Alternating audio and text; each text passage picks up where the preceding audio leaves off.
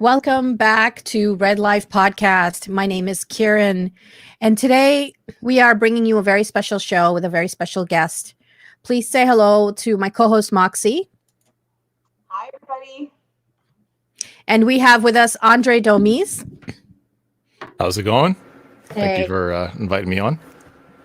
And today we're going to be talking about a few topics, but mostly we're going to be focusing on the concept of the ideas of Pan-Africanism, as well as Andray as a writer. And we're going to be talking to him about his life as a writer, and especially as a writer and a comrade. So, writing for social change, making things happen through writing. Yeah. Nice to have you, Andray. We're really excited about this episode and having you on. I know we both follow you on Twitter. I followed you on Twitter for quite a while. I always love what you have to say. I like your analysis. I'm so sorry. Thank you. I love the stuff you share. So sometimes the stuff I share scares people. So, when people say like, "Hey, I follow you on Twitter," it's either like, "Oh, thank you," or "I'm so sorry about that." Whatever it was that I posted. I don't even know if I meant it. Yeah, and you've lately it's been pretty wild. I mean, Twitter's always pretty wild, right? It's like a nonstop roller coaster, 24/7. Yeah, pretty much. So, Moxie, do you want to? First of all, Andray, if you have a video we were going to share, we couldn't get our share screen to work, so Andray has offered to share it with us. If you could, go ahead, Andray. Sure. All right, just hang on for 1 second. No problem. So as Andray's getting the video ready, I'll just give you a little bit of a snippet on what this video is about. It's Kwame Ture, who is a Pan-Africanist, socialist, and this is a part of a 5-minute lecture that he gave. I think it was in Colorado, if I'm not mistaken. But he just puts things so well. And I really like listening to his lectures, in particular this past week. So we thought we'd share this video to kind of kick off our conversation today.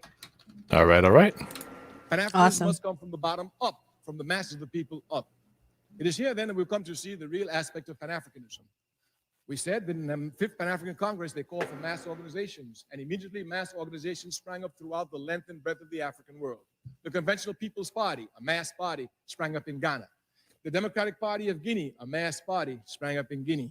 Throughout the length and breadth of Africa, you had TANU, the Tanzanian African National Union, which is now the CCM. My Swahili is not as good as yours. It's Chumpa, Chimpuraza, Mazuri. That's very good. Oh, my Swahili is bad. Thank you. Chapa Chapman Kuduzi. Exactly. And that's their new party. But all over Africa, mass parties sprung up. If you look at the Caribbean, mass parties sprung up. And if you look at the United States, mass movements sprang up. So the call was heeded for mass confrontation. Of course, the 5th Pan-African Congress made 2 definite and precise resolutions, which I want to highlight. Of course, Pan-Africanism from the very beginning was anti-colonial. From the very beginning, it was anti-colonial. It was weak. So when they came, they didn't say to the Queen, "We're going to put you out of the country." They said, "You must treat the natives right. You must educate them. You must prepare them for self-government." These are things that are weak, but they were anti-colonial in essence. We must not look at the form. And we got stronger the more this anti-colonialism will express itself. Now, anti-colonialism is nothing but anti-capitalism, because colonialism is nothing but an offshoot, an aspect of capitalism. Therefore, if you're anti-colonial, you must be anti-capitalist, if you're logical in your thinking, of course, and your actions. Some people are not, but we are speaking of logical people here. Yes. If you're anti-capitalist, then you must be socialist. Capitalism cannot unite Africa. Africa has to be united by socialism. Now, there's a lot of confusion here on this question of capitalism and socialism. Just recently, a young man said to me, "But socialism died." I said, "It did?" He said, "You didn't hear about it?" I said, "I missed the funeral." Of course, he spoke about the betrayals that occurred in the East. You must not let capitalism confuse your thinking. This is a struggle which Pan-Africanism takes on. We struggle against imperialism in the ideological arena because many people think that capitalism just wants to exploit your labor. It wants to confuse your thinking and make you think just like them. And this is where the real fight occurs. So therefore, this struggle of confusing the thinking, I told the man, I said, "You're talking nonsense. Socialism cannot disappear. It cannot die." He said, "Yes, it can." I said, "No." He said, "How do you say that?" I said, "Well, you are judging socialism by socialists. You don't do that." He said, "I've never heard such nonsense. If you don't judge socialism by socialists, what do you judge it by?" I say, "You judge it by its principles." Every system is judged by its principles, never its adherents. So he still saw confusion. He said, you're just talking double talk. I said, okay, do you judge Christianity by Christians?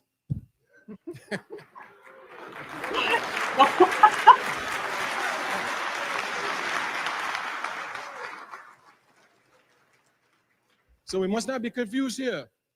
Socialism doesn't fall because of betrayal. No system does. The person who betrays themselves goes to the mud, but the system, with its eternal principles, keep marching on.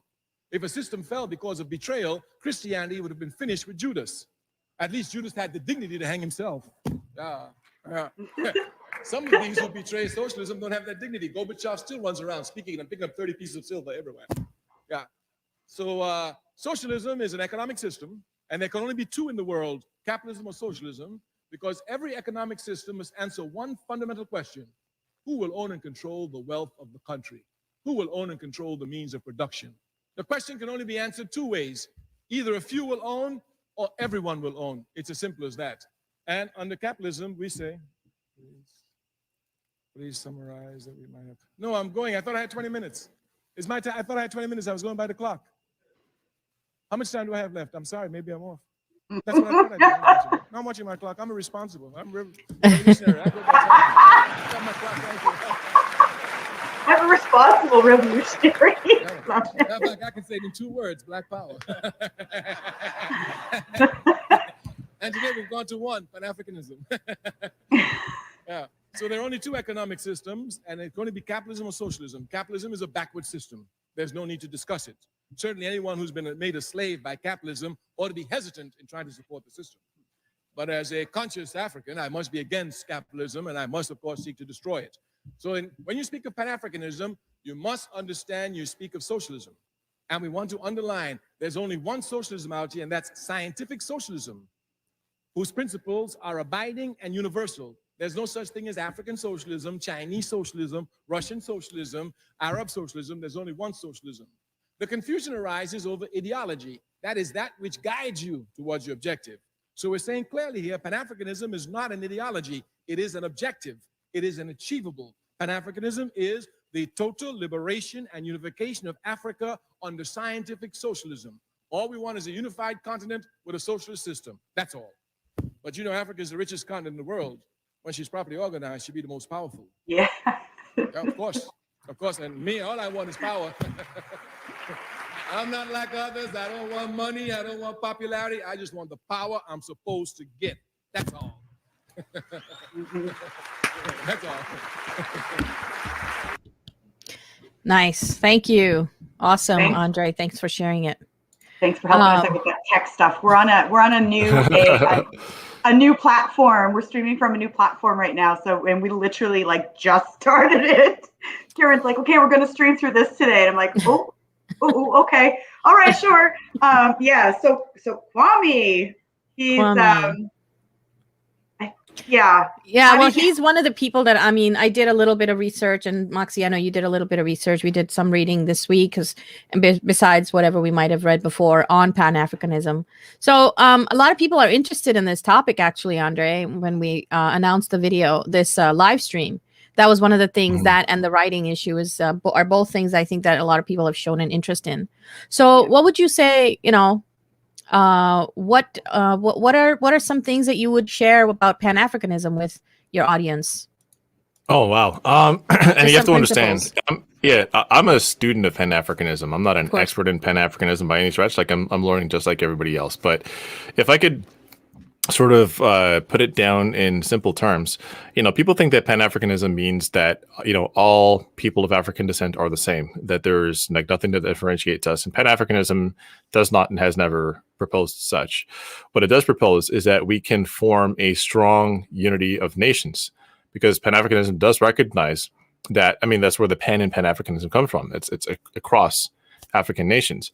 And the idea being that the only way that we can willfully resist European hegemony, the way that we can resist the power of Western capitalist nations and colonialist nations, is if we band our strengths together. Africa is a supremely rich continent. People have this idea of Africa and Africans as being like, first of all, with our history beginning with colonialism, and that Africa is a poor continent. And I mean, there's nothing that could disabuse you of that notion further than the fact that, for example, France doesn't own gold mines, but it has gold reserves. The coltan doesn't exist in any other continent except for South America. In South America, the coltan mines are mostly owned by Bolivia, and yet everybody has a cell phone. These things are located in Africa. Africa is the beating heart of planet Earth. It is the world's breadbasket. And the horn of plenty that is Africa has been so hyper exploited for hundreds of years, and yet it still has so many fruits yet to bear. People think of Africa as being so exploited that it's no longer capable of producing whether it's agricultural wealth or natural resource wealth on its own, and meanwhile it's being exploited by the entire rest of the world. This idea that that African people are not going to be able to feed themselves within a couple of generations if they don't practice proper and responsible family planning, etc., pinning the responsibility of keeping the Earth's population under control on the most exploited people on the face of the planet, people with the highest infant mortality rates, with the lowest life expectancies, etc. And yet, Africa can feed itself 2 times over and have enough left over for the rest of the world. And the reason that it exists in its current state is not because of any sort of atypical social dysfunction on the part of African nations, but because of the deliberate carving up and exploitation by, for the most part, European nations. And what Pan-Africanism proposes is that, within people who are Africans on the African continent and people who are part of the African diaspora, if we link up our knowledge, our resources, our education, and our willingness to persevere, that we can make Africa a rich continent with a rich people. Yeah. That's basically what I also read. And there are different schools of thought, right? There are different there are variations within Pan-African thought, and obviously, like in any other school of thought, there are different thinkers, different ways of kind of approaching the topic. But I mean, what about you, Moxie? Do you have any thoughts on this? Yeah, I think I do think that there's a lot of schools of thought, and I'm going back to the video that we just played too, where Kwame was essentially saying, like, you have an idea, you have this ideology or a way of living or a way of approaching your values. This is what I'm getting out of it. And just like with critiquing, you don't critique socialism, you critique the people that kind of implement it or whatever, right? But the idea itself is a really stand-up idea. And I think the same could be said for even the different ideological sects of Pan-Africanism, at least from what I'm gathering, because I'm still a student as well, Andray, and I'm still learning. And that's one of the reasons why I was super excited about having this discussion today. But even within the framework of Pan-Africanism and Pan-African philosophy and thought, there's still a lot of nuanced debate. That's really important stuff, right? But and please jump in here, because my kind of core understanding, at least so far, about Pan-Africanism is that, for one, you cannot be a Pan-Africanist if you're not African or from the diaspora in some way, correct?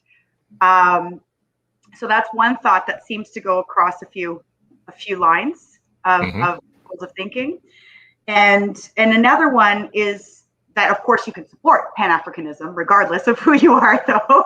You can support that because it's about people's liberation at the end of the day. So I guess what I'm trying to get to is that I sort of am taking out a lot of ideas from Pan-Africanism as a white-coated woman who grew up in the West, and looking at it going, okay, how in my mind can I sort of understand this to support this, right? To support the Black liberation aspects of this and what it means.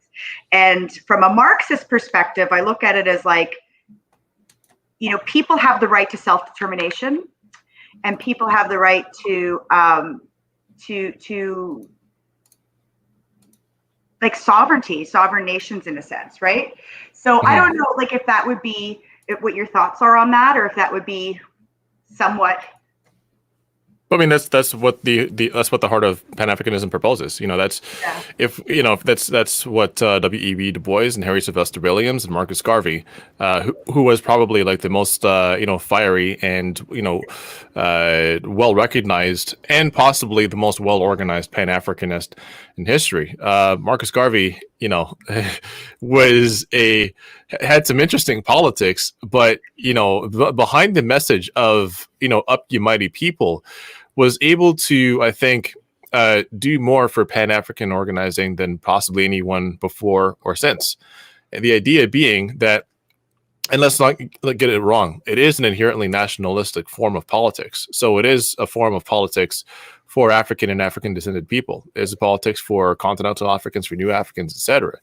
But I think what scares people about African nationalism in a way is that there's this idea that, like, if you allow Africans the self-determination that they're asking for, they'll probably do to us what we did to them. I think that lies at the heart of the European psyche. There's actually a really good book by a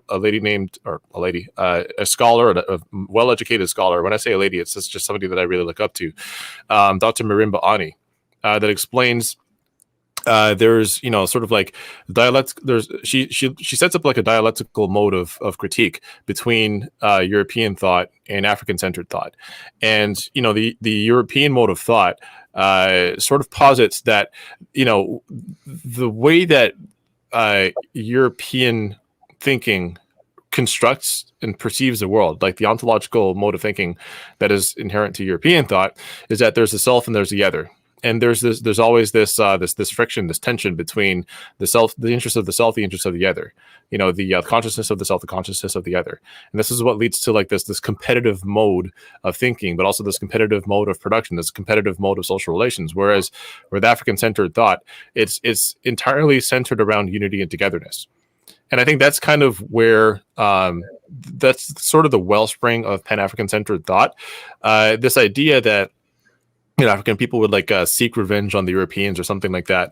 It's just never, that's just not something that we ever really think about. What we think about is the ability to determine our own future, the ability to shape and choose our own destiny.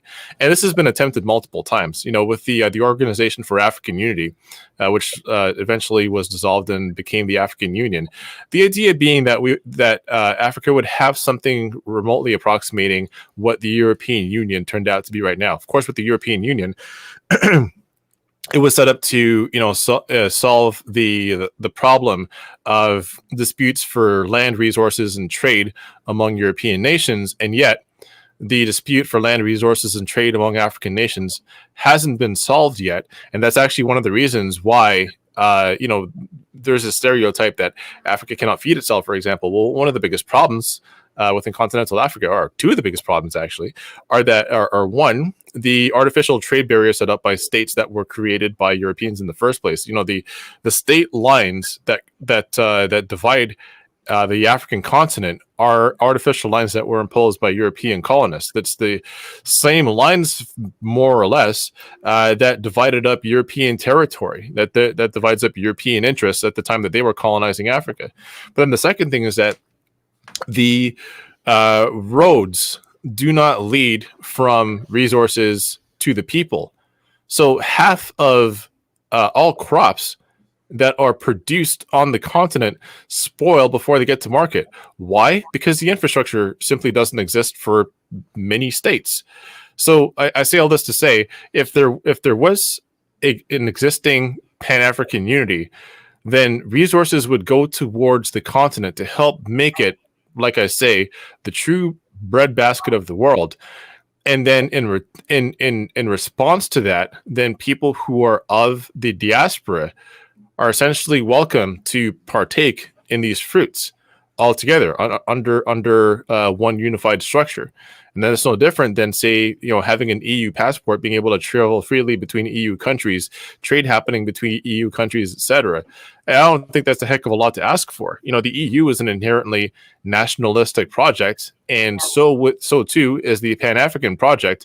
But the EU in a sense, has set itself up as the global, or as one of the global hegemons. So it's an inherently violent project because the EU is predicated on the exploitation of the global South, whereas a true organization for African unity, a true African Union, a true United States of Africa doesn't have a need to exploit, because there are different dialectical modes of thinking that are inherent to African thought that simply don't exist elsewhere. For example, Kwame Ture did say that there's two modes of economic production and social relations. There's capitalism and socialism, which may be true, I think, as far as economic relations go. But then there's one thing that he didn't mention, which I think he rather should have, which is Mbongi.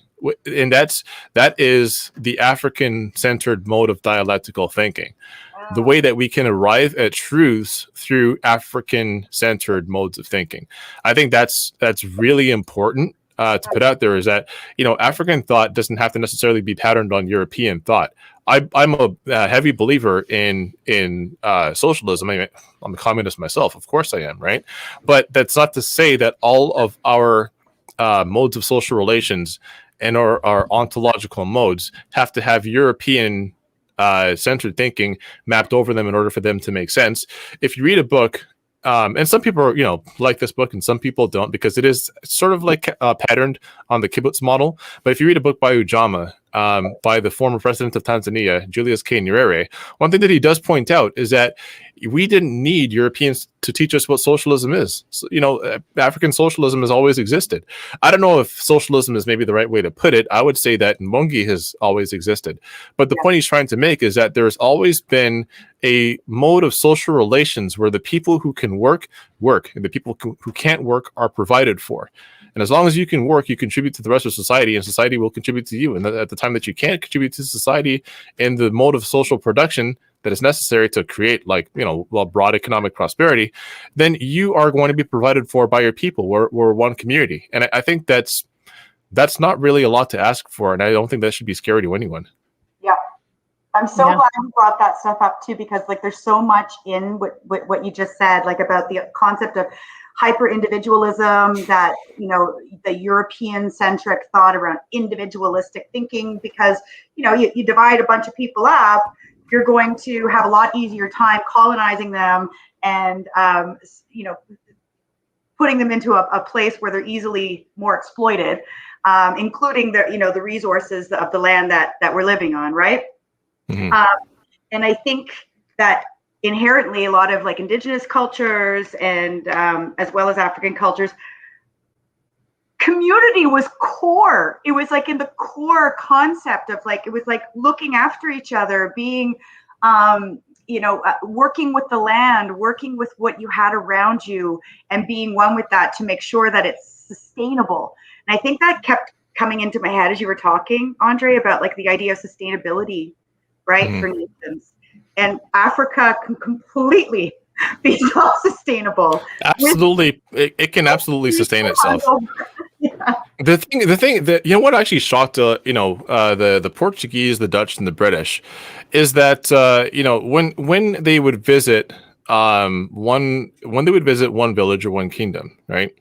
There was no there wasn't a tension that existed between neighboring kingdoms, villages, etc.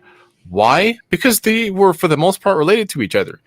See, what happens is, after a fashion, when younger people in a village or municipality or kingdom, etc., decide that they want to go off and develop their own land, their own community, etc., they go. And you have many examples of people who live on the westernmost part of the continent that venture towards the center of the continent, and there's a connection of familiar relationships that chain them all together. So there's not to say that warfare and conflict didn't exist; it absolutely did. There's multitude of examples of this over the course of hundreds of years. But the point is that what you would call, for example, the Songhai Empire, what you would call the Malian Empire, etc., the Beninese Empire, it wasn't just one autocrat or monarch that was able to extend their territory over hundreds of miles and take up resources. What it was a network of families and a network of people that were interrelated in some form or fashion, that considered each other kin and considered each other community. And that, I think, was just so strange to Europeans when they encountered it, because there's just so much land and resources available. There's just so much space available that it's like, what is the point of engaging in conflict over any of this? No. I'm going to take my family. I'm going to take my people. I'm going to move, let's say, a few dozen miles away, possibly 100 miles away. I'm going to go and develop my own community. And you know what happens if anything happens to your community? If drought or flood or any sort of disaster strikes, you can come and stay with us, because there's just so much available. There's so much abundance available. And I don't want to make it seem like a utopia, by any stretch, but this is something that I guess like confused and perplexed Europeans, and which is why they ended up having to draw these state lines, and that ends up dividing people against themselves, because they couldn't fathom the concept of just having no hard and fast national lines. The idea of these empires butting up against each other without this, like, this massive degree of bloodshed, but also massive degree of everything from poverty to pestilence to, like, there is a feudal existence that resembles something to the effect of that resembles what the Europeans are familiar with. There is slavery, there are serfs, there are monarchs, but the idea that all of this land and resources is not being constantly fought over, and blood is not constantly being shed over it, well, they had to do something about that, and that's what they call the process of civilization. So for me, what Pan-Africanism means to me is not simply just uniting people together. It's going back to ancestral traditions, going back to the the ideas, the philosophies, the ontologies that had us be able to create these broad and expansive communities together, and learn some lessons from the past, which is what Mbongi is all about, is applying the lessons from the past to shape the future. And we know, for the most part, what went wrong in the past was people being divided against other people through the course of warfare, and then exploiting each other and selling each other out to people that had their own capitalistic and hyper exploitative interests at heart. There's a lot we can learn from our own history. Unfortunately, I think for a lot of people, we think that the only way that we can develop as a people is to go along with these imperialistic and capitalistic ideas, that if we can assimilate well enough into the system, then our fair share will be broken off, and we will make what Western imperialism lacks in terms of empathy and emotion towards Black people. We're going to be able to add that in by appealing to the morality and conscience of our oppressors, and that's just never going to happen. As Kwame Ture himself said, is that you can't appeal to the consciousness of people that have none, and America has none. And I've never been interested in that, even when I considered myself like a radical liberal or whatever. I've never really been interested in appealing to the moral sense of the people that I consider to be my oppressor. And now that I've done a lot more homework and research and found myself way down the rabbit hole of historical and dialectical materialism, which ended up turning me into a commie, I'm even less inclined. I'm way less inclined towards that right now. What, you don't think that appealing to the people who actually have their boots on our neck is going to do anything? I mean, come on. I'm sure they would grow a conscience and just stop doing it. We can reform capitalism. Yes. We can reform. Yes. Racist. Yeah, we can make it more diverse and more pretty and more whatever. And if we just take the cronyism out of capitalism, if we just get rid of the people, if we just get rid of the malefactors, the bad actors that are giving capitalism a bad name, then hopefully we can all get along. And meanwhile, but it's okay, if we decide that we're going to launch a bunch of drones to strike a country halfway across the world on behalf of our military contractors, we're going to keep doing that, but that's okay. That's not hyper exploitation. Those are not people in other countries, right? It's only numbers. Out here in the colonial, in Europe and the colonization. Just brown people. A bunch of civilians. Yeah. I mean, speaking of Africa, I mean, there's 54 out of the 56 countries have U.S. military bases. Yeah. Africa on bases, and that's something that I keep an eye on, and that's a news story that I follow. And but yeah, they're not going anywhere. I mean, this is just ongoing colonialism, really, right? Like, wouldn't you say, like, imperialism and colonialism, the sort of intersections that they are when it comes to those concepts? Well, we talk about post-colonialism, and there's never been a post-colonial period. You know, that's never happened. You know, as soon as African states and nations have been able to exercise some form of self-determination, then there's a push by the former colonizing nations to ruthlessly crush those movements for independence. So in Burkina Faso, you know, that very quickly began to make itself self-determined. It very quickly organized a national movement under Thomas Sankara. You know, within a matter of years, it's now under the control of Blaise Compaoré, who sold out Thomas Sankara to essentially hand Burkina Faso back over to the French. It's the very same thing that you saw with Patrice Lumumba. The reason that the Congo has been in a state of dysfunction for so many decades is because as soon as the possibility of self-determination existed, and that the flow of goods, especially where it comes to rubber and uranium, the possibility of that being cut off from Belgium existed, then Belgium, France, and Canada, and the United States got together to make sure that Patrice Lumumba would not survive to see the end of his term. As a matter of fact, wouldn't survive to see the end of the year. You know, there's just a multitude of examples of this. You know, same exact thing happened with Libya. You know, we heard about Gaddafi being this crazy dictator, and Gaddafi, executing people summarily, even in the course of an uprising along with the Arab Spring, which was also a CIA manufactured a group of color revolutions. He was handing out Viagra to his troops to go out and commit mass rapes, and we know that was also a complete hoax. That was one that was passed on by Susan Rice and Samantha Power. The end result of the invasion and destruction of Libya is that it's now essentially a gigantic slave market. Is no longer safe for Black people. Whereas, you know, and it's like you talk about these things, and people think that you're just like out to lunch, that you're just like on some conspiracy theory stuff. But the issue with Western liberalism is that you never have to do any homework or any thinking for yourself.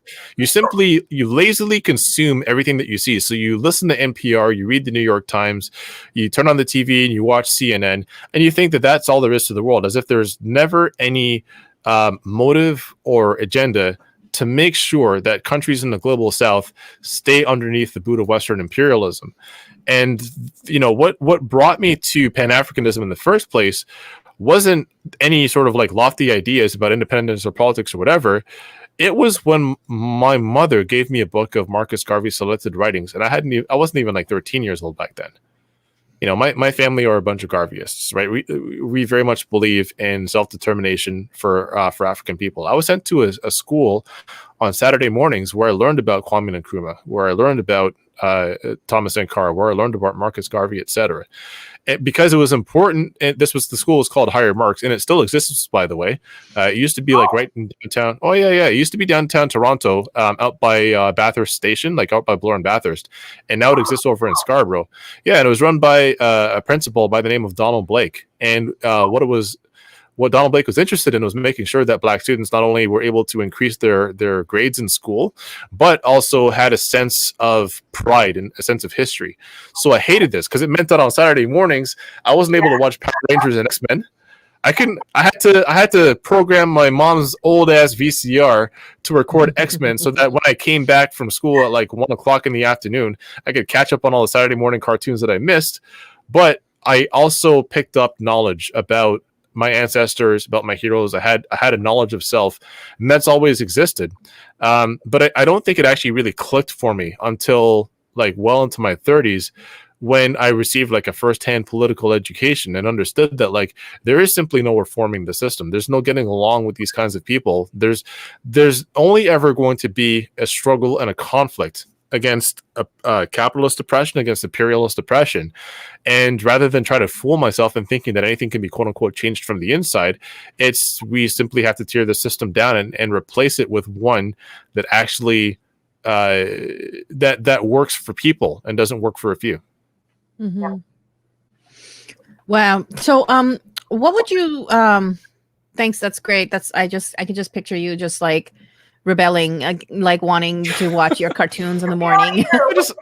I just wanted to wake up in the morning and go watch cartoons, and I couldn't get any peace. No, I had to get up. I had to get up at like 7:30 in the morning on Saturdays. And then go get on the Mississauga Transit to Islington Station, and then take the subway from Islington to Bathurst. Get out of that station in the cold, it was always cold as hell too. Even in the summertime, it was flipping cold. And go into this classroom that wasn't well heated, by the way. I still had my coat and boots on and everything while we're in this classroom. And we're doing our maths and our arithmetic and everything else. But we did math for the first half, and then we did English and history for the second half. And it was that second half that actually interested me the most. I hate math, even though I got into the financial industry and everything, and I'm great with math. I still freaking hate it. But the English and the history part always fascinated me because we didn't read anyone except Black authors. We only ever read African authors and only ever read African stories. And I think that's in the mainstream, sort of whitewashed school system, right? In the education system that is in Western Canada and colonial countries. All the way through university, I never learned a quarter of what I learned in that classroom at higher marks. All the way through university, yeah. Wow. What's the name of the school?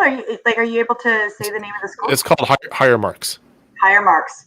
Yeah. Oh, wow. Every so often the school runs into some. Yeah, every so often we have to do fundraisers for it in the community because it runs in danger of not getting enough funding. And the unfortunate thing is, and I think what happened with the Afrocentric schools is that people thought, oh well, we have Afrocentric schools, so what's the use for Higher Marks? But even the Afrocentric schools aren't teaching the kind of history. I think where the Afrocentric schools go a little bit wrong is trying to teach a Black Canadian history, like an assimilationist mode of history that shows that we do belong in the story of Canada, of North America, etc., that we do contribute to, the broader wealth and prosperity of these nations. And that's just not the way that we did schooling at Higher Marks. It was a completely, I would say, like a true Afrocentric mode of historical materialism, like talking about, what our contributions to history were, but those contributions not existing in a simply North American context, but how like African descended people like develop and maintain their own system of social relations. And that I was really young when I read Conscientism for the first time. I hardly even knew what I was reading. And now I look back and I'm like, holy smokes, these people were putting me up on some game. Like, it's just put me up on knowledge. Yeah. What would you say to a Black youth that might be watching or might watch this? Like, what would you say to people who are of African descent, who may be curious about Pan-Africanism or about some of who are growing up in this assimilationist school system and everything? I find that what happens when you think about like when people talk about Pan-Africanism, they're like, so you're like one of those dudes on the corner that's like telling us that the Black people are the real Israelites, or that you're gonna put on a bow tie and start slinging bean pies. Well, first of all, bean pies actually really taste good, so get out of my face with that. But the thing that I would really want to say to young people is that the kind of history that you're going to be taught is never like, you should never rely on people that considered you their enemy to give you the kind of history about yourself, your own people, about your contributions to the world that you need. And Kwame Ture talks about this as well. The people think that what the oppressor gives you is what you're supposed to get, and that's never true.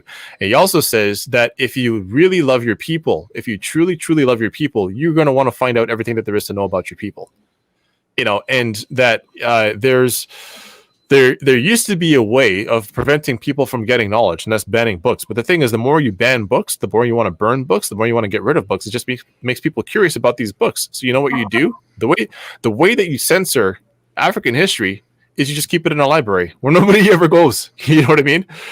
So I would say that if you are interested in Pan-Africanist thought, if you are interested in Pan-Africanist history, there's a couple of books that you can pick up. First is The Black Jacobins by C.L.R. James, and this one will teach you the history of the Haitian Revolution. and how all of that is interrelated. And then a second book, which is not a difficult read, it is a bit of a lengthy read, but not a hard one at all, is Walter Rodney's How Europe Underdeveloped Africa. So that gives you the entire history of European contact with Africa, European exploitation of Africa, how Africa ends up in its current state, and how that mode of social relations projects itself across the world. And I guess a third one that I might recommend, and a lot of people have their thoughts about Marcus Garvey. I say that our modern mode of Pan-Africanism wouldn't have been possible without Marcus Garvey, but this one is by Marcus Garvey's widow, Amy Jacques Garvey, Garvey and Garveyism. I definitely would recommend you start with those 3 books and then move on from there. Oh, thank you for that, because that's something we were going to ask you, is like, what do you recommend for reading, for people that want to understand Pan-Africanism more, for either young Black youth or just for socialists, people who've been always absorbed in the Eurocentric way of thinking, right? So thank you for that. The one thing that you did hit on that we're super curious about, Andray, because you have clearly had an interesting path into your politics and ways of thinking and looking at the world. And I think it was Kiran who's like, I think Andray used to be in finance. And then you mentioned it just a little while ago. So how did you go from being in corporate financing to looking at the world through a Pan-African? Well, you gave us some history, obviously, about. I think Andray got cut off. Did we lose him? Oops. Hopefully he'll be joining us soon. Okay. Well, we will see about that. But let's put those books to Kiran. The books were C.L.R. James, The Black Jacobins. Yep. Walter Rodney, How Europe Underdeveloped Africa, and Marcus Garvey, Garvey and Garveyism. Yeah. So I'm gonna post a link to those. Not a link, but and there's actually a couple free documentaries about the life of Marcus Garvey on YouTube, which is, I started watching one. It's interesting. He's a real passionate character. There's no question about that. He's a really interesting icon. Yeah, I mean, I think he contributed a lot to, as Andray was saying. Hopefully, he'll join us back. But he contributed a lot to the nitty gritty of what brought Andray to Pan-Africanism and socialism and how they intersect. And you're just about to ask him a really juicy question, so yeah. I hope he'll join us. I think he just left because he's like, here they come, I'm leaving. So anyway, what are you up to these days, Moxie? I'm actually quite tired lately, believe it or not. I cannot get enough energy. I don't know what it is. I don't know if it's just because it's February and we're all feeling a little burnt out from this COVID, and everything just feels like more work. Everything feels more exhausting. And we all I already know that, when you suffer from anxiety and depression, which I do, especially in the winter, you have this kind of brain fog that happens. Right. And I think that's part of it too. But there's this article that's in my saved items right now that I want to read. And it's all about sort of Zoom fatigue and how to avoid it. But because everything is all technology now. Even if you aren't working from home and you are working out in the community, you're still tapped in pretty heavy duty to this new technology overload. And can't help but think that's affecting how people are thinking and feeling. Yeah, no, it's quite a lot. And I mean, yeah, there is I'm not seeing Andray coming back yet, but I'm hoping that he will be. Maybe it's just an internet issue. But yeah, I've been feeling very burnt out as well. I've just been he says his computer crashed. Okay, so he'll be back soon. Let's give him a couple minutes. I've just been really tired of my job, and I'm trying to look for something else to do because my job is pretty much unsustainable. Very alienating work, especially as a Marxist. I think once you start looking at some of these concepts and analyzing workplaces through a Marxist lens, I think sometimes it can get even harder to do some kinds of jobs, right? It can get even harder when there's no room for organizing, because I'm working remotely. So there's no like, you don't even get to see your coworkers. You don't even get to see that, right? So there's no like connection. So anyway, yep, he should be joining us very soon. Workplaces must love that. Especially those union busting type of workplaces. They're like, oh, good, we already have people separated. Yay! They're not going to form a union. Right. But we will be doing more shows on how to organize a union in your workplace and how to keep your union organized if you have one already. So stay tuned, because that's coming.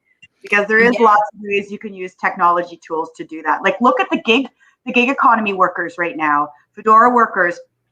They went through like all kinds of incredible adversity to connect with each other and try. Well, and then anyways, other stuff happened. But I always bring them up as an example, because I do think there's going to be we're going to see a trend in gig economy workers looking to organize, right? And I think that's. Yeah, definitely. I mean, what I do is not really gig economy work, but I totally, that needs to be done. That needs to happen. The organization of gig workers definitely needs to happen, especially considering how little money gig work makes, right? Like we see these. Oh, Andray's back. And they don't get the case. Hey, Andray. Okay, you're back. Welcome back. We thought you were leaving because we were getting into more personal questions. We're like, oh, okay, I get it. No. What was happening is I was spitting too much fire, and either my computer crashed or Cesis was like, no, cut him off. That's exactly doing it. too much. Oh, they found our new stream. Shit. Yeah. Yeah. Agent McGillicuddy's been having a hard time with me lately. Who? I said Agent McGillicuddy. That's the person I imagine to be my agent. Been having a hard time with me lately. It's a good thing to have have that in your imagination, so you can always kind of refer to them sometimes and be like, "Hey, come on, man, do you really want to be doing this shit?" All right. So anyway, you were asking Andray a very good question, Moxie. Go ahead. Well, and it's and you can answer this however you like, and you did sort of touch on a little bit of some personal stuff about how you came into sort of knowing about the roots of African history, Pan-Africanism, because of the school you got to go to, which was fantastic. So we know about that. But how did you actually come to, because you call yourself a communist, a Pan-Africanist communist, socialist. So how did you get to the point that you're at today, when you also used to work in finance, in corporate finance? So how does that happen? Like, we're always really interested in people's stories, right? In how they kind of come to kind of. Yeah, I worked in the financial industry. Like that much is true. I got into it through selling mutual funds, and then just kind of worked my way up. And I guess I had a couple of moments where I thought, okay, my time in this industry is limited. One of those was when I kept getting mistaken for another black employee in the workplace, who I like nothing like him. We're about the same height, but he was like 3 shades darker. He was more. He was 4 feet tall, and you were like 6 feet. No. We were close to the same height, but he was like much darker and much more muscular than me. So I was just like, I don't really understand how you could possibly mix this up. The other one was after the 2008 financial crisis, there was this narrative that began to coalesce, and that was that the banks were didn't choose to, but were forced to give loans to people who didn't qualify for them. These so-called ninja loans, no investments, no assets, no jobs, or no investments, no job, no assets.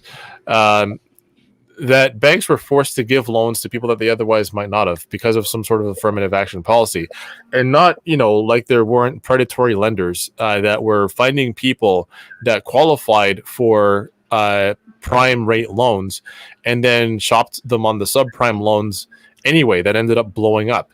And when I hear other advisors and other planners, other fund people, fund representatives and so on saying these things, then I'm just like, you fucking assholes, like, you lying pieces of shit. How could, like, you know exactly what went down. You know that it was the responsibility of these mortgage brokers, these real estate agents that basically like colluded together to get people in these shitty mortgage situations. You know that the banks were making mad money off of this. You know that once these loans made their way into financialization, like once they began to become distributed as assets, then they were scattered throughout the system, and all of them were just ticking time bombs. Like, you know all that because we all read the same information. We're all reading the same magazines, the same industry publications, and so on. And we know exactly what went down. But you want to keep lying to people because it makes you it makes you look good, and B, everyone's going to believe that when you deflect the blame to minorities and poor people and immigrants, like, everybody wants to believe that, so you know it's going to work. After a while, it just began to really gnaw on me that the industry that I was working in was inherently predatory. And I was looking for an exit for a number of years. I'm like, oh wow, what am I going to do next? Like, I was just a nobody. Like, I wanted to write about things, but I didn't really know how to pitch and how to write articles. I wanted to participate in politics, but I had no idea what I was doing there either. I used to go to like these I guess like monthly meetings for like Liberal Party supporters in Trinity Spadina before that writing was broken up into two. And, I would like hang out with people and ask, like, how can I contribute to the party and what can I do? Because I was just looking for a way to like try to make the world better. And I didn't know nothing about communism. I didn't really know much about socialism or any of that shit. I just knew that I was like a leftist or left wing sort of progressive kind of person. And I wanted to help out. And again, what I discovered there just made my skin crawl. People who like profess to want to help Black people, that want to help minorities, that want to help marginalized people, and then have no politics beyond wanting to or having the emotion of feeling empathy for. The idea of actually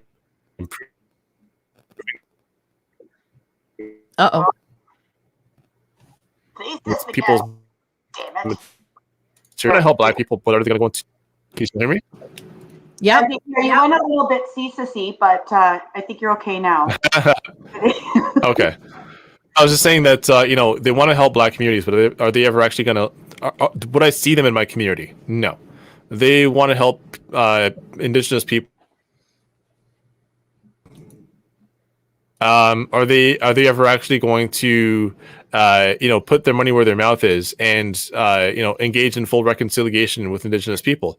No. I mean, they're still fighting court cases to prevent that from happening. So really, beyond the emotion of wanting to do nice things, what exists for you? It shames me to say, like, I worked on Justin Trudeau's leadership campaign, and the experience of that, especially towards the end, really grossed me out. And I thought, yeah. Especially where they were talking about like marijuana legalization, ending carding, and all sorts of other things that it seemed like they were like listening to what it was the community needed. And the thing is, like, if you're like a Black person of Caribbean background in the Greater Toronto area, the Liberal Party is pretty much your party. Like when you ask who you're. That's the multiculturalism era of Trudeau too, right? And there's like a real influx of but it's true. Yeah, sorry. Well, it is due to the changes to the Immigration Act in the 1970s and multicultural policy. It is very much due to that. So you even talk to people in the community and you ask them who they vote for, say, oh yeah, vote for Liberal people, Liberal Party or Black People Party. They think that like that if you are like from the Caribbean, if you're Black or brown, then it is your obligation to vote for the Liberal Party. Like there's just an intense ideological capture. I think the NDP shares some of that cachet, and I think the Conservative Party is starting to make some inroads. But unfortunately, decades of anti-communist indoctrination has prevented us from reconnecting to our true socialist roots.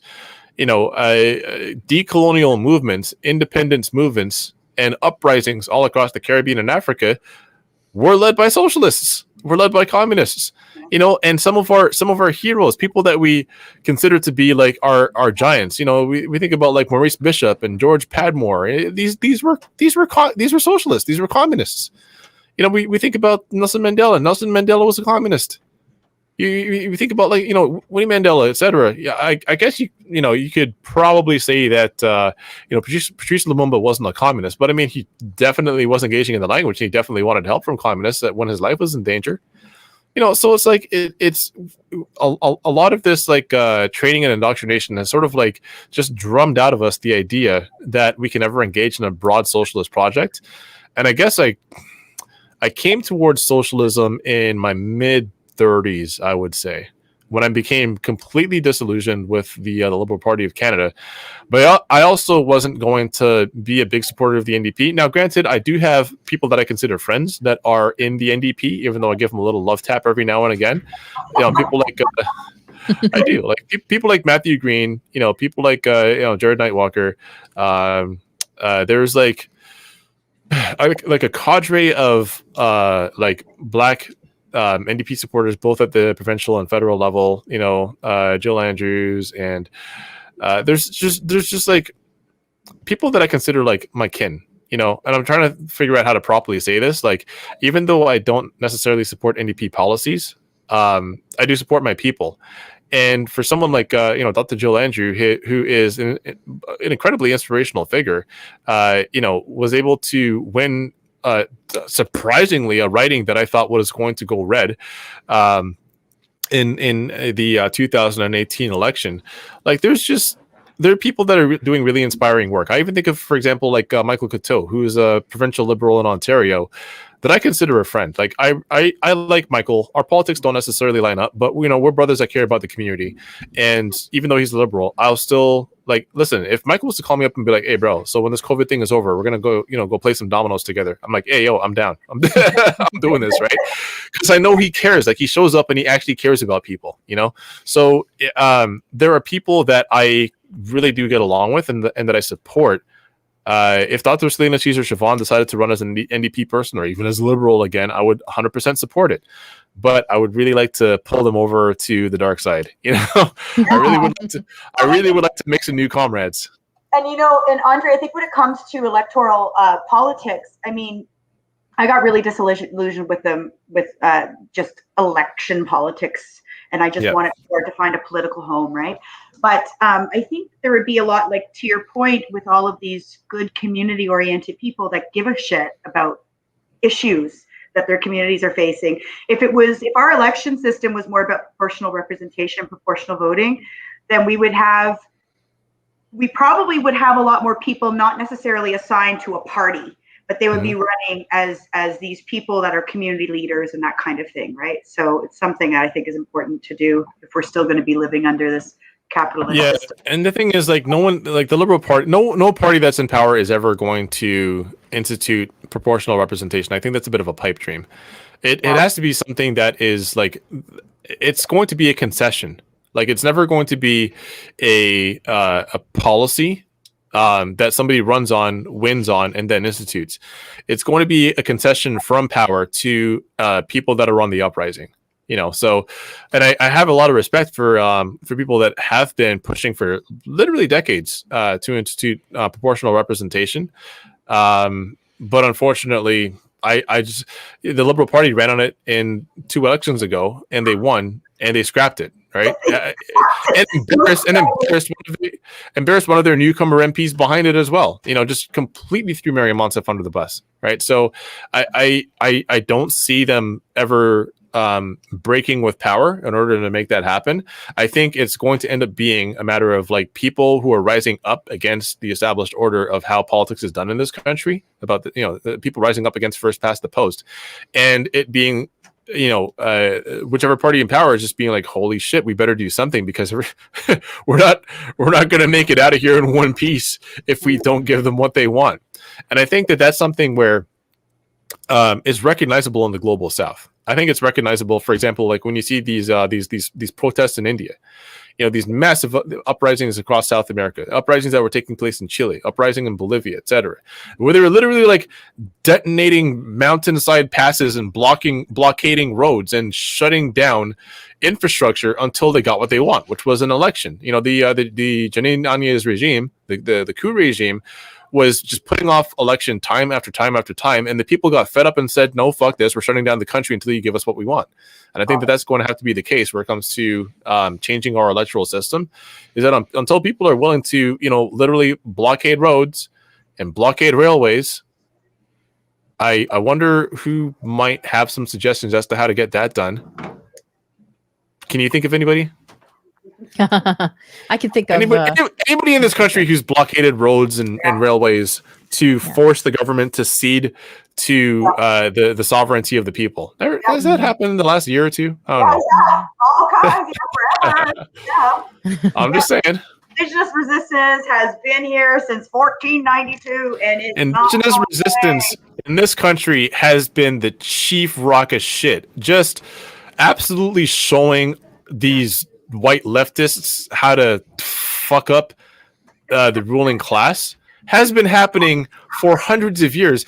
And you would think that we could take a few, maybe just like have some conversations, just figure out, hey, how can we help you? What is it that we can do as a party and as a people that are on your land? What can we do to help you in what it is that you seek to accomplish in your decolonial goals? And can you teach us, like, just give us a few tips, a few little pointers, because if we get outside of our books and get into, I don't know, direct action just a little bit, maybe we can help each other. That's I don't think that that's a lot to ask.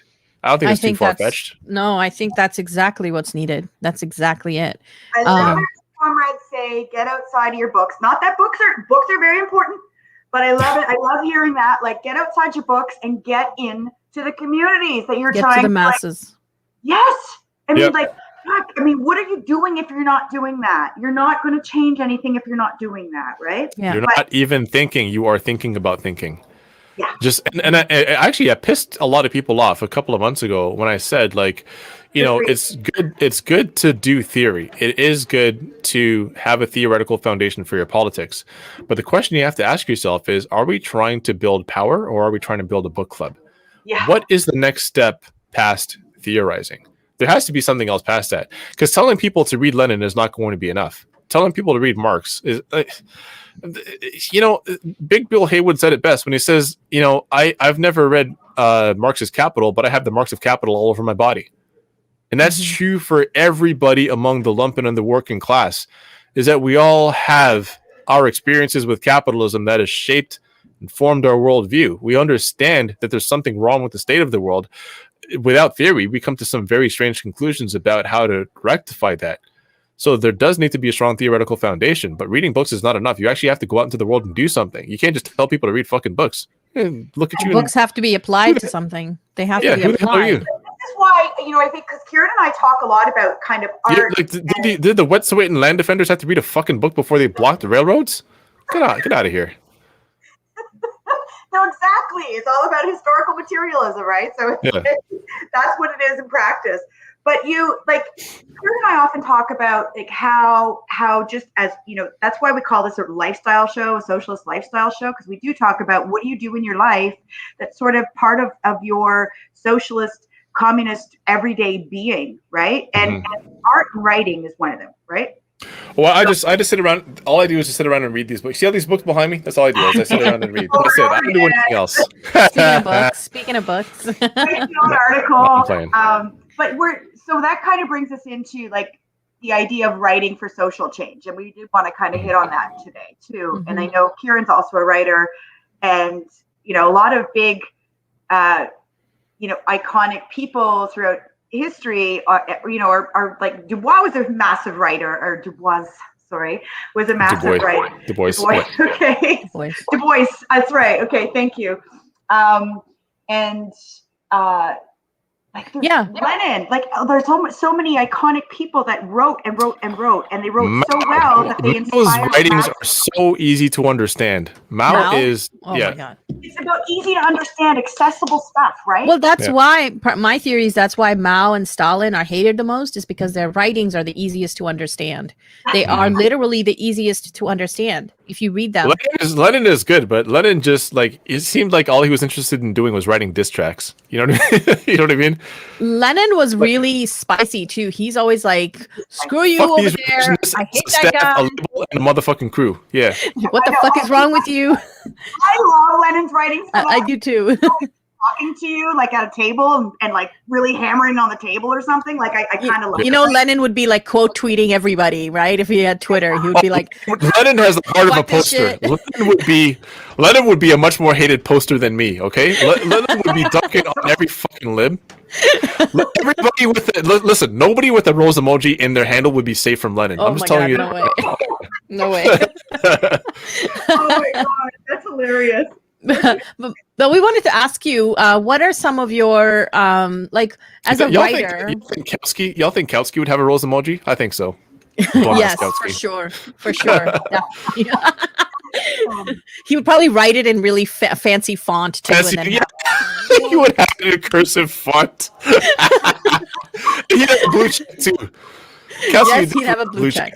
Lenin would have like 895,000 followers and no blue check. That's right. Kautsky- Lenin would make sure that he never got it. And Exactly.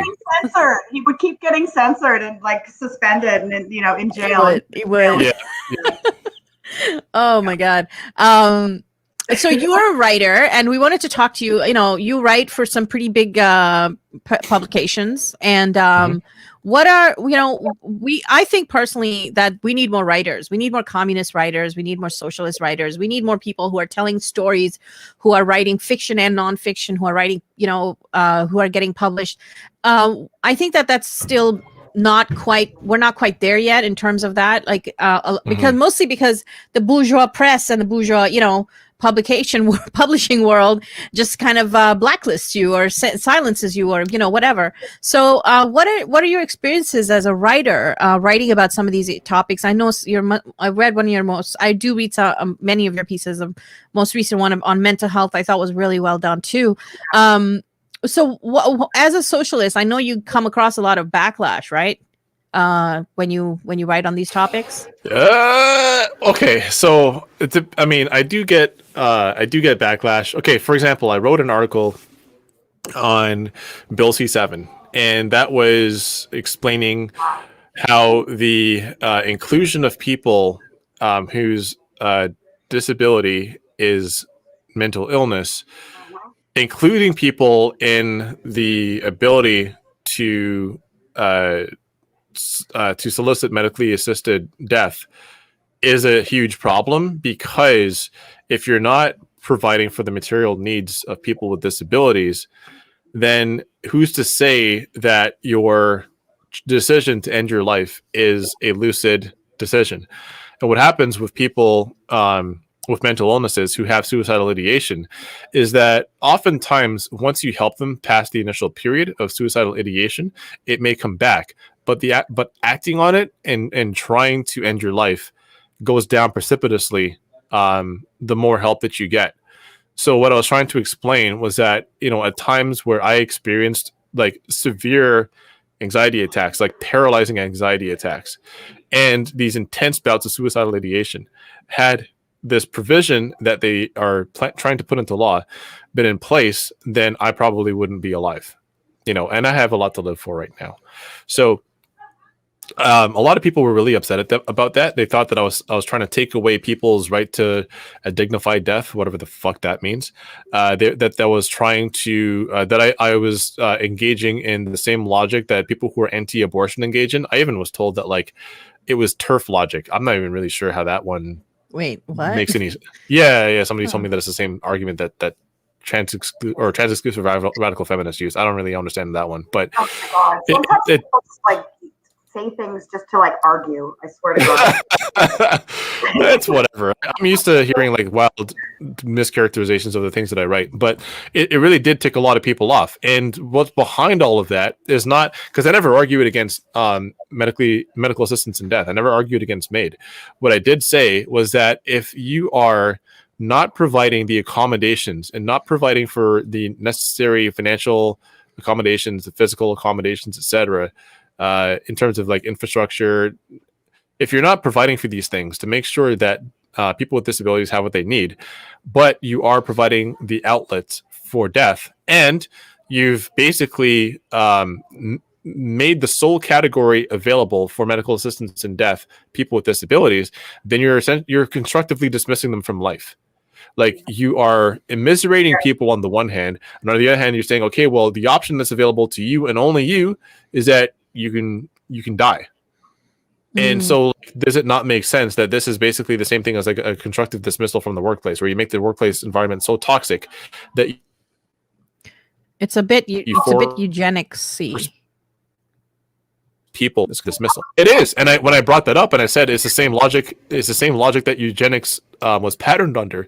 The idea that people with disabilities live in a constant state of suffering. Now, granted, people do have like ailments that cause physical suffering. Like, people have pain disorders, joint disorders, etc., that do cause intense and acute bouts of physical pain. That is true, but there's this idea that to have a disability is itself suffering, and why, like, this is just no way to live. Why would you want to live this way? And there were times where like senators were reading out accounts of people who had disabilities and saying, oh my goodness, this person has this particular disorder, and they have to have assistance going to the bathroom, and they have to like make sure that that somebody, like, their sleep is monitored so they don't pass away while they sleep, or they don't choke while they sleep, or that they have to have some sort of like whether it's a wheelchair or a colostomy bag or whatever. They're describing all of these symptoms, conditions, treatments, etc., and then following it up with, is this any way to live? And it's like, fuck you, like, just because. But under capitalism, it's like, if somebody's going to contribute to the labor force to be exploited, exactly, capitalists, then hey, it's no way to live, because then you're taking away time from other labor people in the workforce in order to care for you. It's like, oh God, no way to live. And we certainly don't have any kind of healthcare diplomacy and wraparound supports within our healthcare. We might have, public healthcare, or, sort of universal healthcare in Canada here, but we don't have, like, Kiran and I always talk about Cuba, about like the way their healthcare system works, right? Mm-hmm. We need to like model off of Cuba and how they have done their healthcare. Doctors are living within the communities. Doctors go and they support. They have a preemptive mode. They have healthcare that is assistive and preemptive. Yeah. Whereas we have, and I heard somebody else describe it this way. I forget the name of the person who described it, but very recently on Dr. Sharice Burden-Stelly's podcast, The Last Dope Intellectual, described it as palliative healthcare. Our healthcare is after the fact. We don't treat, we treat symptoms like after they've shown up, but we don't develop a model of healthcare that prevents these symptoms from showing up in the first place. A constructive, exactly. And in Cuba, they have the exact opposite of what we have. All of it is preemptive and designed to promote life. Ours is designed to ease suffering, if not end it. And I find it grotesque in a way that this is the conversation that we're having. Yeah, it is. It is absolutely a very different way of dealing with healthcare, for sure. It's like they the healthcare industry basically needs sick people to make a profit, right? Yeah, that's the whole thing. So I think that's part of it. But I mean, I wanted to ask you, like, what would you say to somebody who is who wants to write, but is their politics are kind of keep putting them in a place where they can't. I think a lot of people are afraid. I think a lot of people are afraid that if they pitch an article, it's going to be rejected because of their politics. I don't think that's true. Now, granted, I didn't have communist politics when I began writing. I started writing around 2014. And so it's 7 years later now, and I think that I've accomplished a lot of what I want to accomplish in the industry as somebody who's, an op-ed writer. Like, I'm an opinion writer. I'm not a reporter. I'm not an investigative reporter. I'm not doing, I think, some of the more important kinds of journalism. But what I will say is that when I write things, people pay attention. And I know that there's a lot of people, like a lot of younger comrades, who want to write things that people pay attention to and just kind of feel like, oh, I'm just going to be, discarded. My pitch will be thrown in the slush pile because nobody wants to publish a socialist. And I don't think that's true. I say the same thing where it comes to Black writers, is that like it can't just be me. It can't just be a few people in this country with like regular columns in large publications. Like, please pitch more stuff. And I know that like a lot of stuff gets rejected, but like a shit ton of my pitches were and still are rejected. You know, I actually in the last week have pitched like several times and I've been turned down after like long and hard conversations. But the fact is, you know, not everyone's going to want to publish what I have to publish. You know, I can't take that as a rejection of me personally. I just take it as a rejection of that particular idea at that particular time. Maybe it's just not the right time for it. One of the ones that I've was supremely disappointed about was an article on Barrick, the Barrick Gold Company, and basically like the amount of exploitation, just like the utter disaster of like just Barrick is a human rights fucking nightmare, right? And there's enough lawsuits, there's enough like headlines in the paper that this is just not even in dispute. And I did like a lengthy essay about it. I sourced my material really well, and nobody would publish it. Because this company has a very litigious history. And so it's either you publish something that's going to get an initial reaction and people will nod their heads and say, oh, that's really good. And then you've got a lawsuit coming down the pipeline from Barrick, right? So does that mean that I never pitch anything again about any large company? Well, no. Like I published last year what I thought was a pretty good summation, or I've done this actually a couple of times, like a really good summation of Amazon and just how this company is fucking monstrous. You know, you just got to keep going, and we need more help out here. There's only a few people that openly identify as socialist that do reporting, column writing, etc. in this country, and I know that there's a lot of us that want to break it into the industry. I'm very happy to look over anybody's pitch, help them tweak it, and get it to the right person. But you can't give up before you've even gotten started. Yeah. Thanks for that. You know, I think those are some good words of encouragement. It's like, because it is a useful tool for change, right? Especially if you're able to get it in more kind of mainstream publications, and then you can target a lot more people. Well, one of the reasons I got into Maclean's in the first place is because they published an article from Barbara Emile about Michelle Obama having a problem with being called Barack's baby mama or something like that. And it was just one of the most ignorant pieces of shit that I've ever read. As a matter of fact, I think the magazine was like ashamed of themselves because they wouldn't even publish it digitally. Like if you search for it online, you'll never find it. It was only in their print edition. And I wrote this rebuttal to it. And I guess like my diss track was so good that they were like, hey, you want to write for us? So not impossible.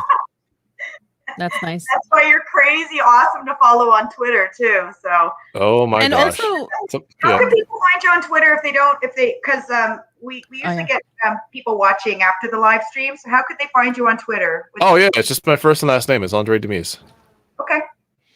Yeah. And, yeah, I was gonna say that the other thing I think about writing is that there's a lot of like self-publishing that's happening now too. Like you can actually like publish a book and just put it out there.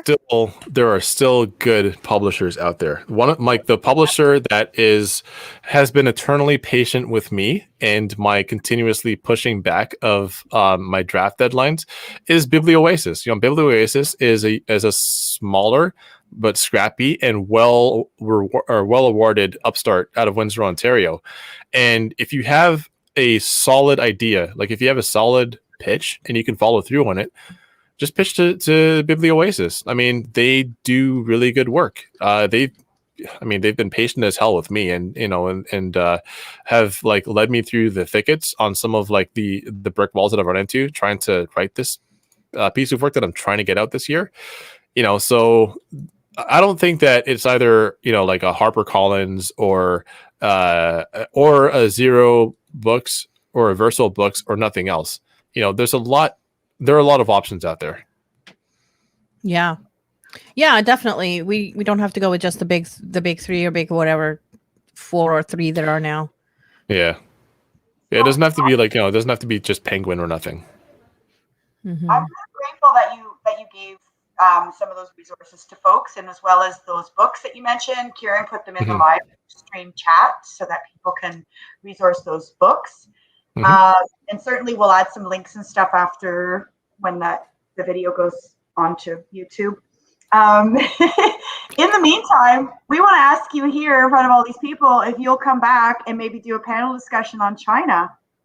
Oh, why are you gonna do this to me? Oh, I think he might be tired of talking about China. It's fine. I will. No, I totally will. You know what it is? Though. It's just like so important You know, right now. Yeah. I have friends on social media who are in China, and I get like I would say at least 3 to 5 messages a day from somebody saying thank you for speaking up and saying something. And not from the same people, like from different people. Like my inbox is like I'm constantly having to like, like the messages that are asking me like, hey, would you like to come on such and such show or such and such panel, or would you like to write such and such thing? I have to sift through all of the people who are saying thank you so much for speaking up about China, and of those, again, I say 3 to 5 people from China that'll do that, but there's probably about like 10, 12, close to 15 people just from anywhere that will write the exact same thing. And I just, a lot of people think that, or at least I think people have gotten the impression that I'm one of these like ideologues that thinks that China can do no bad or something like that. And it's not that. The issue is that if you have a possible human rights abuse, and I'm willing to say that there are human rights abuses taking place, right? If that's the case, then show that on its own merits, and then tell us what it is that we need to do about that. Don't do this thing where you add all sorts of like sensationalistic and false accounts around it. Don't garnish it with a bunch of bullshit and then not tell us what happens next. Because what all you're doing is serious allegations. These are serious fucking allegations. Very serious allegations. And if you're taking it seriously, if in Parliament you're voting 266 to 0 that you're going to charge China with genocide, then you have a responsibility to do something about that. So what are you going to do about that? Oh, we're just going to charge them with genocide. Okay. So what happens? Is there going to be an investigation?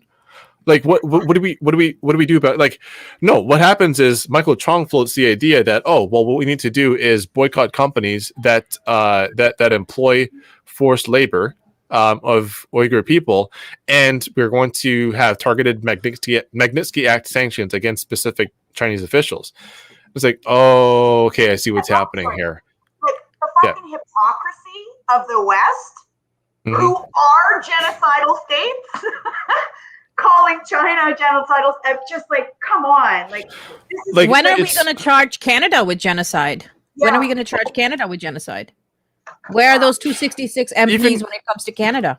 Of course, they're nowhere to be found. But all this, I mean, what a lot of this boils down to is essentially like destabilizing a specific region that has strategic importance to the West, and also trying to foment a color revolution. And we know this is true because the information is right there in front of our faces. People fucking read, right? So that's what it is that I've been saying this entire time. And people get really mad at me for saying that because I'm not taking it back. Like, I'm not saying I'm wrong because I'm not.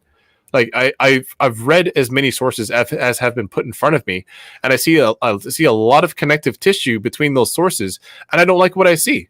So if you don't like me saying something about it, then fuck off. I don't care. So am I like tired of this conversation? I'm just tired of people throwing the same links and articles in front of me that I've already read. I've already like tracked down the sources for, and I've already seen that there are some massive discrepancies, and that seems to be taking the kernel of very real and potentially more human rights abuses and dressing it up with a bunch of ideological bullshit that's going to make us responsible for engaging in group punishment against a very vulnerable minority and calling it humanitarianism. I don't like that. And then all the racism that it fuels here too, right? All the racism that gets generated out of these imperialist talking points. It is just absolutely wild to me that people are using supposed compassion for Muslim people abroad to be racist against Chinese people at home. I don't know if you saw there was like a sign on this bar outside of London, Ontario, where it said that we don't hate Chinese people, we just hate the coronavirus and genocide against Uyghur people. And it's like,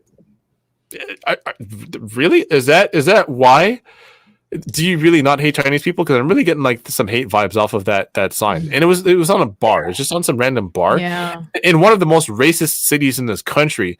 So it's like you just want to feel good about your reasons for your xenophobia and your xenomisia. Like you want to feel good about your reasons for not liking Chinese people, and this provides a very good dressing for that. Totally. Well, I have a lot to say about the xenophobia and China and everything, but we are actually going to be holding a panel discussion. Andre, you're welcome to join us. We are also going to have a couple of other guests. This is going to be a week from today. We're having a special show. Usually we go every 2 weeks, but we're going to have another one in 1 week, another episode of Red Life Podcast. And so it's going to be specifically on China and on Xinjiang. So it's going to be a very interesting discussion. I'm sure we'll get lots of hate and probably lots of love. Cyber Cold War, the cyber Cold War on China. Yeah, definitely a lot of aspects to that. I think you called it internet imperialism, which I like that term. I mean, I don't like the concept, but I think that's an apt term because, what's happening is that a lot of people, their accounts are being targeted. Their account, if you're speaking up against whether it's China, whether what the U.S. is doing in Syria, all kinds of stuff. I mean, this is a much larger discussion. But if you are an anti-imperialist, if you are a principled anti-imperialist, you're going to get targeted. If you search on Google for information on what's happening in China, it'll be completely different than if you search on, say, DuckDuckGo. There was a document that somebody posted to Google Docs that had a bunch of links, with everything from like challenging to debunking of sort of like the State Department talking points about China. And every time that it's posted, Google Docs will strike it down. And these are simple links to YouTube. Like it's a Google Doc with links to Google platforms like YouTube, CGTN and Global Times, for example, but also to articles in Global Times, in Xinhua.net, et cetera, even to the Chinese government website itself. Every time somebody posted in Google Docs, it gets struck down. So it had to be hosted on QQ.com, which is a Chinese sort of Google website. The person who runs that is one of our guests. The person who runs, the curator of that particular. Come on, you gotta come back even for half an hour. Okay. Yeah, she'll be joining us along with Omar Latif, who is one of our comrades who actually went to Xinjiang a year and a half ago. So we're gonna have a very lively, interesting discussion. Please join us in a week from today on that. And Andre, you'll be back for that? Yeah, I'll be back. All right, we like to hear that. I hope you had a good time. There's still like so much I want to ask about all this stuff that we talked about, but I think it's an ongoing discussion.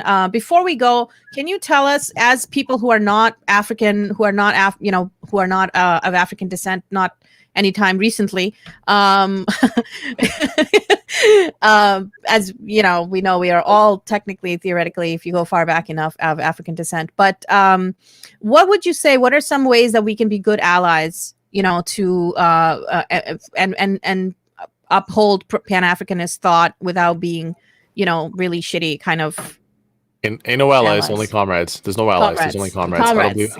I don't believe in allyship. I believe in comrades. That's a good point. Oh, I love it. Oh, man.